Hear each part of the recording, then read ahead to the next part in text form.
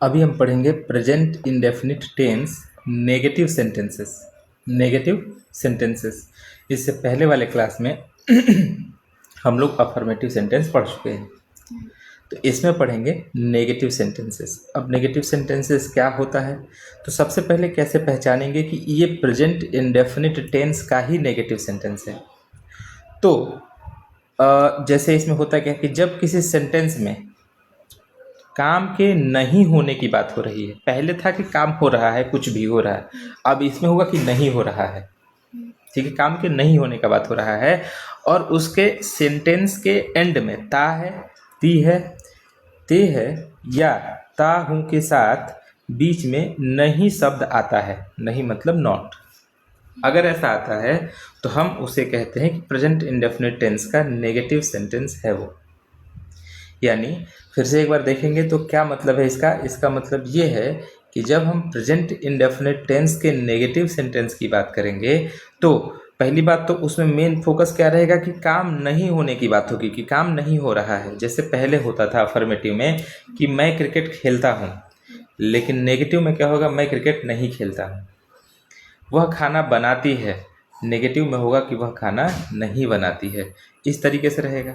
फिर सेम वही चीज़ जिस तरीके से अफर्मेटिव के लास्ट में ता है, ती है, ते है, ता हूँ रहता है, इसमें भी रहेगा, लेकिन इसमें एक चीज़ एक्स्ट्रा होगा, बीच में कहीं पर नहीं रहेगा। तो वो क्या हो जाएगा, हमारा प्रेजेंट इंडेफिनिट टेंस का नेगेटिव सेंटेंस।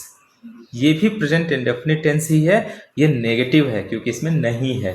नहीं अगर लिखा रहेगा तो वो क्या हो जाएगा, नेगेटिव। जैसे एग्जाम्पल में देखेंगे कि वो गाना यानी वह गाना नहीं गाता है, तो लास्ट में ता है यानी ये प्रेजेंट इंडेफिनिट है, एंड नहीं लगा हुआ है, इसका मतलब ये उसका नेगेटिव है। उसी तरीके से हम क्रिकेट नहीं खेलते हैं, तो नहीं भी है और लास्ट में ते है, तो इसे कहेंगे प्रेजेंट इंडेफिनिट टेंस का नेगेटिव सेंटेंस। अब आगे बढ़ेंगे हम, तो फिर इसमें जिस तरीके से अफर्मेटिव में स्केलेटन था, स्ट्रक्चर था, एक फॉर्मूला था जिसका यूज़ करके ट्रांसलेशन करेंगे हिंदी में सोच के, और उसका आंसर इंग्लिश में लिखेंगे। क्योंकि जब हम किसी चीज़ का आंसर लिखते हैं तो आंसर हम सोचते किस में है, हिंदी में ही सोचते हैं। अगर हम उसको समझ पाए हैं तो हिंदी में ही समझे हुए हैं।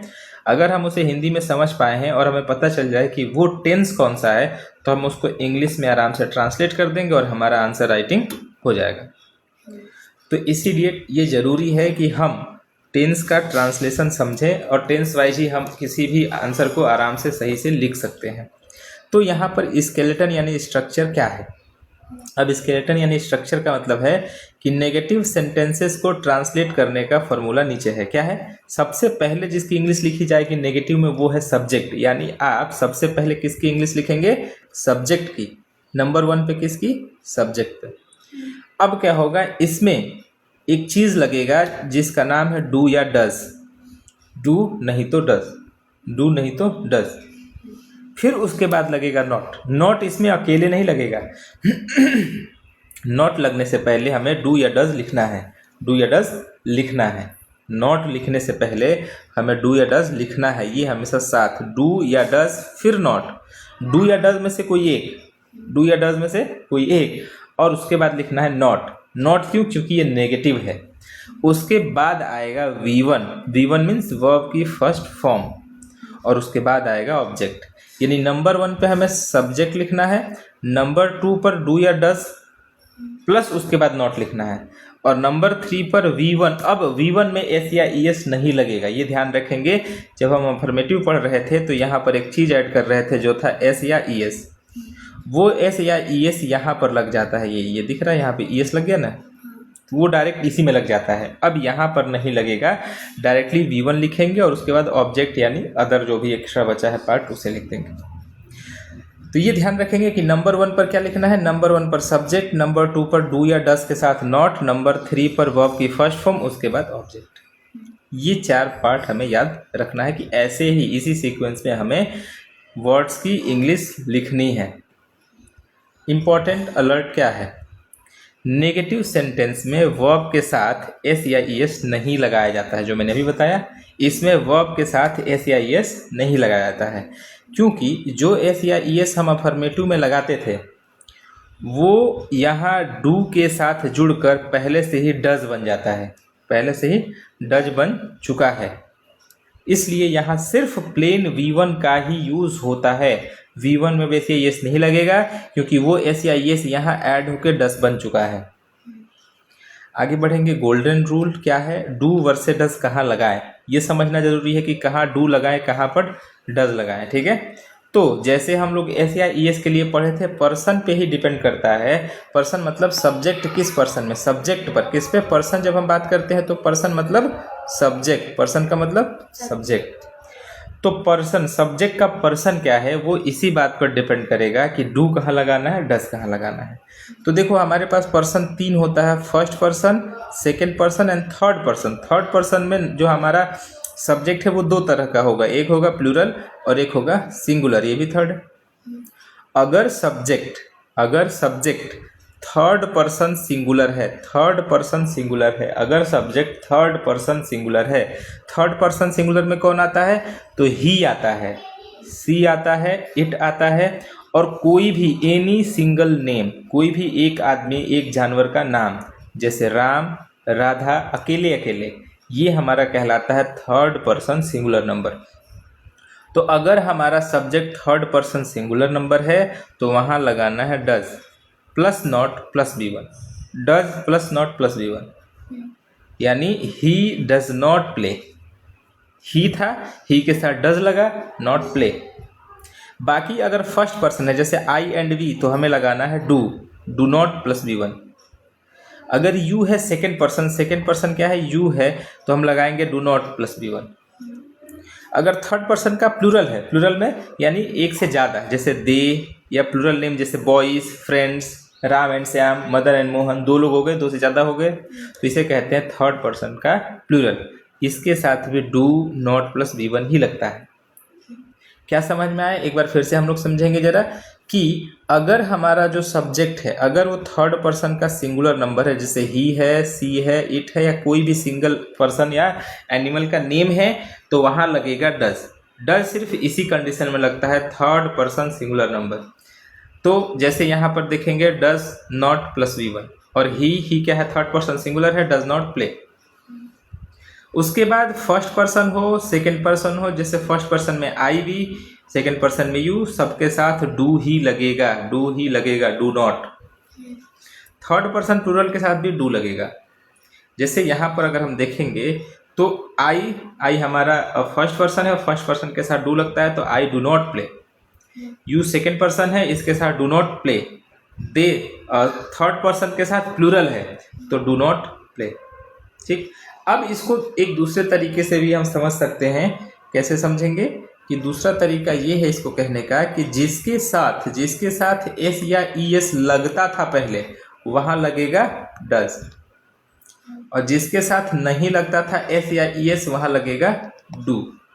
ऐसे भी हम समझ सकते हैं कि जिसके साथ एस या ई एस लगता था वहाँ लगेगा डज, जिसके साथ एस या ई एस नहीं लगता था वहाँ लगेगा डू, और इस तरीके से हम इसे ट्रांसलेट करेंगे। तो रूल नंबर ए क्या है, उसी को दिया है यहाँ पर कि अगर सब्जेक्ट सिंगुलर एक वचन है तो बिना किसी कंफ्यूजन के हमेशा डज नॉट लगा।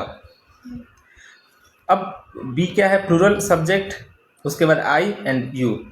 तो अगर सब्जेक्ट प्लूरल है, प्लूरल मतलब बहुवचन एक से ज़्यादा है, या फिर एक्सेप्शनल केस जैसे आई और यू है, तो डू नॉट लगाओ। स्पीकिंग ट्रिक्स क्या होता है? Short form.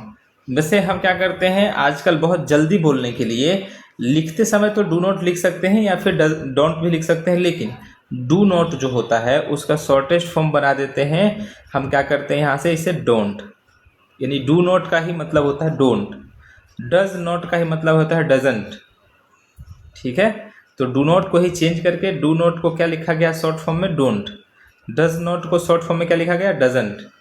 ठीक है, जैसे I don't know, he doesn't know, मतलब वही है जो पहले था। ठीक है, याद रहेगा। तो अगला है यहाँ पर कुछ सॉल्व एग्जाम्पल। सॉल्व एग्जाम्पल क्या है? जैसे फर्स्ट नंबर में क्या है? मैं झूठ नहीं बोलता हूँ, मैं झूठ नहीं बोलता। तो इसको करने से पहले हमें फिर से इसे याद करना पड़ेगा, रिकॉल करना पड़ेगा। क्या? कि इसका स्ट्रक्चर क्या था, इसका फॉर्मूला क्या था? तो इसका फॉर्मूला था कि फर्स्ट नंबर पे हमें सब्जेक्ट लिखना है, सेकंड नंबर पे हमें डू या डज नॉट लगाना है, थर्ड नंबर पे वर्ब V1 वर्ब की फर्स्ट फॉर्म लगानी है, और फोर्थ नंबर पर हमें ऑब्जेक्ट लगाना है। तो सेम इसी चीज़ को ध्यान में रखते हुए हम यहाँ पर सॉल्व करेंगे। मैं झूठ नहीं बोलता हूँ, तो यहाँ पर स्ट्रक्चर एक बार लिख दे रहे हैं। सबसे पहले जो होगा स्ट्रक्चर होगा सब्जेक्ट, SUB मतलब सब्जेक्ट, प्लस डू या does, plus not, plus V1, plus object, जो बच गया। ठीक, तो सबसे पहले सब्जेक्ट की इंग्लिश लिखते हैं। अब सब्जेक्ट कौन है जो काम कर रहा है? तो झूठ कौन नहीं बोल रहा? मैं, और मैं का इंग्लिश होगा आई। आई के साथ अभी हमने पढ़ा डू लगता है, तो आई डू, और नॉट लगाना है क्योंकि नेगेटिव है, इसमें नहीं है, इसमें क्या है? नहीं, तो नॉट। बच गया V1। V1 का मतलब झूठ बोलना, झूठ बोलना हमारा वर्ब है, तो टेल अ लाई,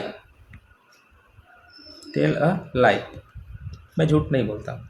अब क्या है, यहाँ टेल्स नहीं हुआ क्योंकि एस या यस जो लगाना होता है वो यहीं पर लगाते हैं, ठीक है, डू के साथ। अगला है वो मतलब वह मुझसे बात नहीं करता है। तो अब करता है मतलब प्रेजेंट इंडेफिनिट, और नहीं मतलब नेगेटिव। तो इसका स्ट्रक्चर फिर वही ध्यान रखें, सबसे पहले इसमें सब्जेक्ट लिखेगा। अगर नहीं करता है तो लड़का है, करती है तो लड़की है। तो वह का स्पेलिंग ही के साथ क्या लगेगा? ही के साथ लगेगा डस, डस नॉट, नॉट लगाना है। अब वर्ब बने बात करना, क्या होता है? बात करना। बात करने का अंग्रेजी होता है टॉक। ऑब्जेक्ट क्या है? मुझसे, टू मी, तो he does not talk to me, वो मुझसे बात नहीं करता है। अमित चाय नहीं पीता है, अमित चाय नहीं पीता है, तो सब्जेक्ट कौन है? अमित, तो यहाँ पे क्या लिखेंगे? अमित। अब नहीं पीता है ना, तो डू नॉट नहीं तो डज नॉट, तो हम क्या करेंगे? अमित सिंगुलर नंबर है तो डज नॉट। बाकी चाय पीना का ड्रिंक नहीं होता है, टेक होता है, टेक टी, तो इसलिए take tea, Amit does not take tea. हम उन्हें नहीं जानते हैं, हम उन्हें नहीं जानते हैं, तो सबसे पहले सब्जेक्ट, सब्जेक्ट क्या है? हम का वी के साथ लगता है do not, we do not. जानने का इंग्लिश होगा नो, तो वी डू नॉट नो, और बचा क्या? उन्हें, उन्हें का देम। अगला है बिली, बिल्ली, बिल्ली दूध नहीं पीती है, बिल्ली दूध नहीं पीती है, तो सबसे पहले सब्जेक्ट कौन है? बिल्ली, द कैट। अब द कैट सिंगुलर है, एक ही बिल्ली है, तो क्या यूज करेंगे? डज नॉट, क्या यूज करेंगे? Does not. फिर क्या? V1, V1 क्या है? पीना, ड्रिंक, और क्या जो बच गया वो लास्ट में? दूध, मिल्क, तो the cat does not drink milk. तुम रोज पढ़ाई नहीं करते हो, तुम रोज पढ़ाई नहीं करते हो, तुम का होगा यू, सब्जेक्ट है तुम, यू के साथ लगता है डू नॉट। बचा क्या? पढ़ाई करना, तो पढ़ाई करने को स्टडी भी कह सकते हैं, तो स्टडी। क्या बचा? रोज ना, रोज का every day, you do not study every day, तुम रोज पढ़ाई नहीं करते हो, you do not study every day. लोग पीपल झूठ पसंद नहीं करते हैं, तो सबसे पहले सब्जेक्ट क्या है? पीपल, पीपल बहुत ज़्यादा लोग होते हैं, एक आदमी को तो लोग कहेंगे नहीं, अब बहुत ज़्यादा है तो डू नॉट, ठीक है। उसके बाद पसंद करना, वर्ब क्या है? पसंद करना, पसंद करने का इंग्लिश होगा लाइक, ठीक है। एंड झूठ का क्या होता है? लाइज, तो people do not like lies. वो क्या है? वो मतलब वह मतलब लड़की। कपड़े नहीं धोती है, कपड़े नहीं धोती है, धोती है तो लड़की है, तो वो वह का सी। अब सी क्या है? थर्ड पर्सन सिंगुलर नंबर है, तो डज नॉट। बचा क्या? वर्ब का फर्स्ट फॉर्म V1, तो धोना, धोने का होता है वॉश। क्या बचा लास्ट में? कपड़े, कपड़े का स्पेलिंग क्लॉथ। मेरे दोस्त क्रिकेट नहीं खेलते हैं, मेरे दोस्त कौन? मेरे दोस्त, सब्जेक्ट क्या है? मेरे दोस्त, मेरे दोस्त का माई फ्रेंड्स, माई फ्रेंड्स। अब बहुत सारे दोस्त हैं, मेरे दोस्त नहीं खेलते हैं, मैंने बहुत सारे हैं, तो फ्रेंड्स लिखे, फ्रेंड्स लिखे तो बहुत सारा हो गया, तो डू नॉट लगेगा, माई फ्रेंड्स डू नॉट। उसके बाद वर्ब का फर्स्ट फॉर्म प्ले, और बचा क्या? क्रिकेट लास्ट में ऑब्जेक्ट। सूरज पश्चिम से नहीं उगता है, तो कौन? सूरज, द सन। अब द सन एक ही है, तो डज नॉट। उगना का होता है राइज, और पश्चिम में इन द वेस्ट, तो इस तरीके से हम इसे कर सकते हैं। अब यहाँ पे क्या है? प्रैक्टिस के लिए क्वेश्चन है, तो यहाँ पर प्रैक्टिस के लिए 1 2 3 4 5 6 7 8, 9, 10, टोटल कितने क्वेश्चन हैं? 10। ठीक है। अब इसके बाद इसको खुद से लिखना है, प्रैक्टिस करना है, इसका नोट्स बनाना है और उसको पूरा फॉर्मूला, सारा स्ट्रक्चर लर्न रखना है, स्केलेटन भी लर्न रखना है। उसके बाद ये जो नोट्स है इसका पीडीएफ कहाँ मिल जाएगा? इसका पीडीएफ मिल जाएगा डिस्क्रिप्शन में टेलीग्राम चैनल पर इसका पीडीएफ मिल जाएगा। तो अगर निकाल कर प्रिंट करना है तो प्रिंट भी कर सकते हैं और नहीं तो यहाँ से नोट्स बना सकते हैं, सब मिल जाएगा।